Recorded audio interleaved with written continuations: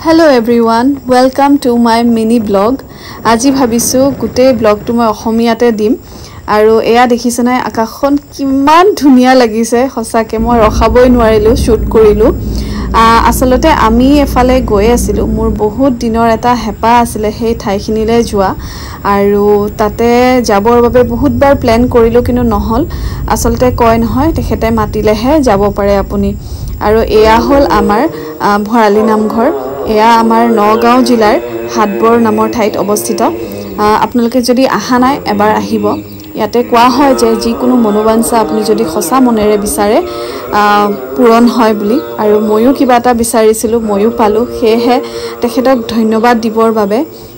আহিলো আৰু বহুত দিনৰ পৰা চেষ্টা কৰি আছিলো কিন্তু পৰা নাছিলো নাজানো কিয়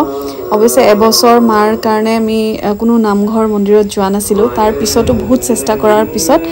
সেইদিনাখনহে যাবলৈ হঠাৎ প্ল্যান হ'ল আৰু আসলতে বহুত বেছি পৰিকল্পনা কৰি থাকিলে এনেকুৱা ট্ৰিপবোৰ নহয়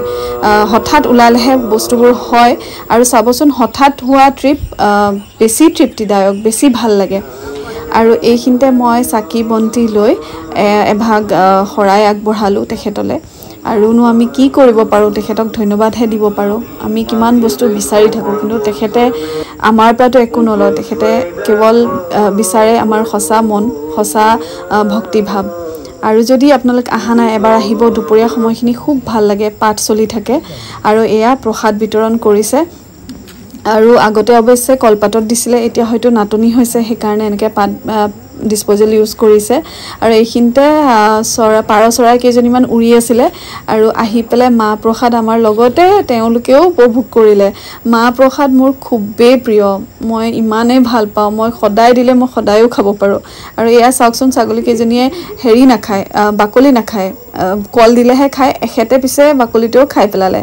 আৰু এইখিনি কৰি মেলি আমি আহি থাকোতে গাঁৱৰ মাজেৰে আহি আছিলো ইমান ধুনিয়া বতাহ বলি আছিল মই নিজকে ৰখাবই নোৱাৰিলো আহি পেলে এখন ৰেষ্টুৰেণ্টত এয়া কোল্ড কফি খালো কিন্তু খসা কৈছো ভাল নাপালো একেবাৰে ভাল নাপালো আৰু এয়া আমি ভেজ লাঞ্চ কৰিলো অকমান লাইট লাঞ্চ কৰিছো আৰু তাৰ পিছত